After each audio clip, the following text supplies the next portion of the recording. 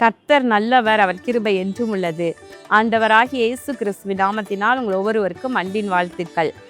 இன்று டிசம்பர் மாதம் 8ஆம் தேதி திங்கட்கிழமை. பிரியமானவர்களே, இந்த நாள் உங்களுக்கு மிகுந்த சமாதானமான ஆசீர்வாதமான நாளாக இருப்பதாக. இன்று நாம் தியானிக்கும் வசனம் நீதிமொழிகள் 12வது அதிகாரம் 12வது வசனம். அதன் பின்பகுதி, நீதிமானுடைய வேர் கனி கொடுக்கும், நீதிமானுடைய வேர் கனி கொடுக்கும் என்று வசனம் சொல்லுகிறது.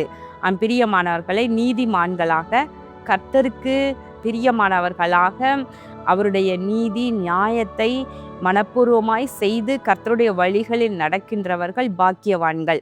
அப்படிப்பட்ட நீதிமான்கள் அவர்கள் வேர் முதற்கொண்டு கனி கொடுக்கும் என்று எழுதியிருக்கின்றது.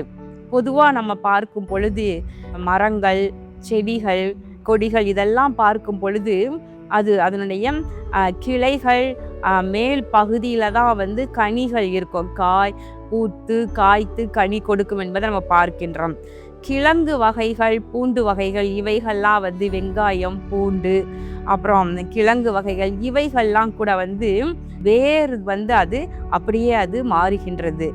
ஆனால் நீதிமான் வேர் கனி கொடுக்கும் என்று சொல்லப்படுகிறது.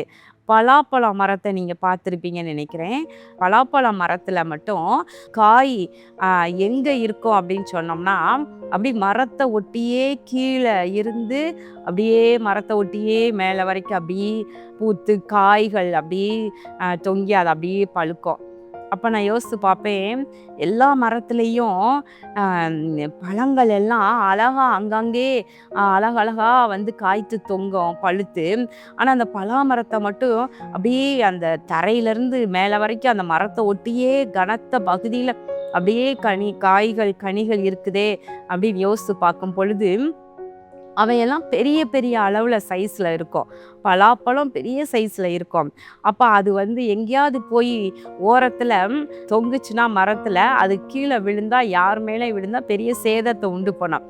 அதனால தான் ஆண்டவர் ஞானமாக பலாப்பழத்தை அது அழகாக மரத்தை ஒட்டியே அது காய்க்கும்படியாக அது சிருஷ்டித்திருக்கிறார். நம்முடைய ஆண்டவர் மிகவும் ஞானம் உள்ளவர். அவருடைய கிரியைகள் எல்லாம் யதார்த்தமானவைகள், ஞானம் உள்ளவைகள். ஞானமாய் எல்லாவற்றையும் உண்டாக்கினார். ஆனால் வேரில் முதற்கொண்டு கனி கொடுக்குது. நீதிமானுடைய வேர் கனி கொடுக்கும் என்று சொல்லப்படுவதை நம்ம கவனிப்போம். ஆனால் நீதிமான்கள் வேர் முதற்கொண்டு கனி கொடுக்கும் என்றுதான் அர்த்தம். அப்படிதான் நம்ம எடுத்துக்கொள்ள வேண்டும். அதாவது மறைந்திருக்க பகுதியிலையும் கனிகள் காணப்படும் என்று அர்த்தம். சிலரை பார்க்கும் பொழுது அவங்க மற்றவங்களுக்கு முன்பதாக, அதாவது நிறைய சமூக நலவாதிகள், நிறைய சமூக நல தொண்டு செய்வாங்க. அவங்க மற்றவர்களுக்கு முன்பதாக நிறைய கனி கொடுப்பவர்கள் போல அதிகமான தான தர்மம், அடுத்து மற்றவங்களுக்கு உதவி செய்கிறது, நிறைய வேலைகளை மற்றவங்களுக்கு செய்து கொடுக்கிறது, இப்படிலாம் கூட அநேகர் செய்வாங்க. ஆனால் அவங்களுடைய தனிப்பட்ட வாழ்க்கை, அவங்களுடைய அந்தரங்கம் இவைகளை போய் பார்த்து சோதித்து பார்க்கும் பொழுது அதிலே அவர்கள் கனி அற்றவர்களாக, அவர்கள் தங்களுடைய இஷ்டப்படி வாழ்பவர்களாக இருப்பார்கள். ஆனால் இந்த நீதிமான்கள் எப்படி இருப்பாங்களா? வெளிப்பிரகாரமாக மற்றவர்கள் பார்க்கத்தக்கதாகவும் கனி கொடுப்பாங்க.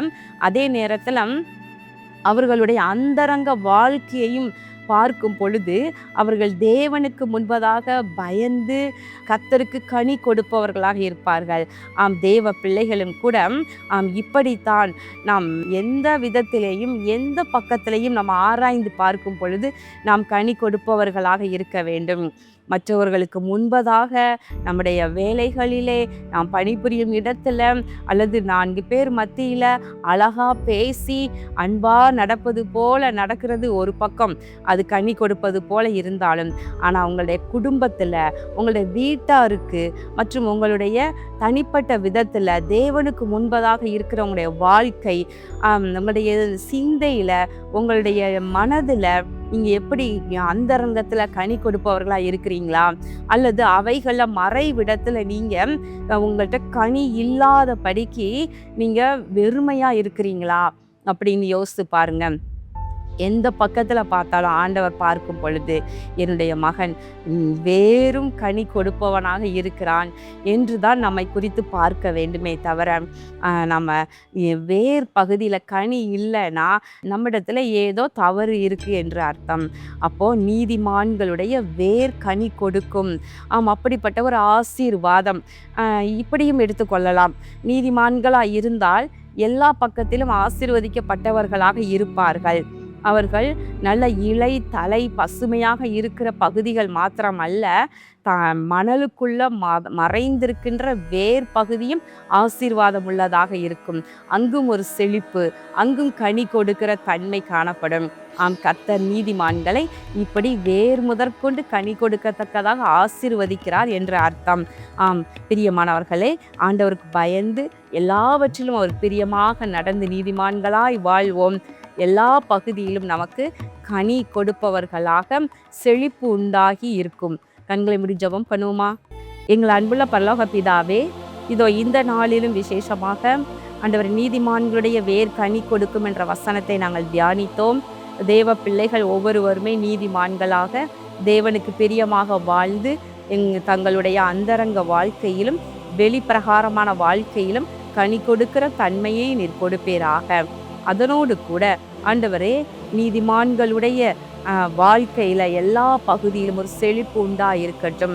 ஆண்டவரே, எந்த பகுதியில எல்லாம் ஆண்டவர் வெறுமை, வறட்சி, பற்றாக்குறை காணப்படுகிறதோ அந்த பகுதியில எல்லாம் நீர் ஆசீர்வதித்து ஆண்டவரே செழிப்பை கட்டளையிடுவீராக.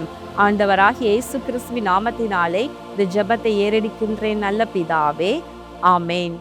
கர்த்தர் உங்களை ஆசீர்வதிப்பாராக. ஆமேன்.